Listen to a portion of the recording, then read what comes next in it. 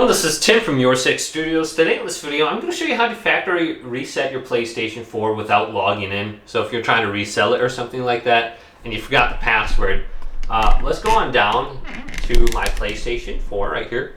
And with it turned on, hold down the power button.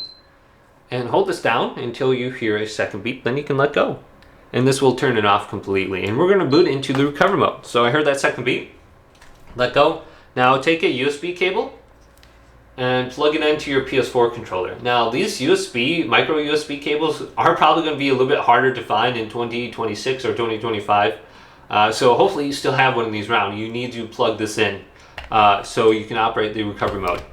Now look back at the light. When this light stops blinking, hold down the power button once again, and this will boot it into the recovery mode. So you're going to hear one beep, then you're going to hear a second beep, then you can let go. So here's that second beep.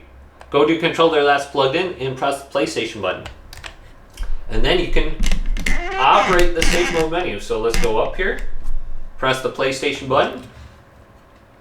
Boom. And then you can see all these different options under here. And then let's go on down to the last option once this focuses.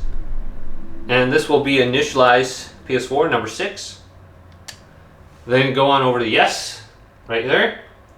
And this will factory reset it without logging in before you resell it. So hopefully this video did indeed help you out. If it did, leave a big thumbs up and subscribe my channel down below for more technical videos coming up next on Your 6 Studios.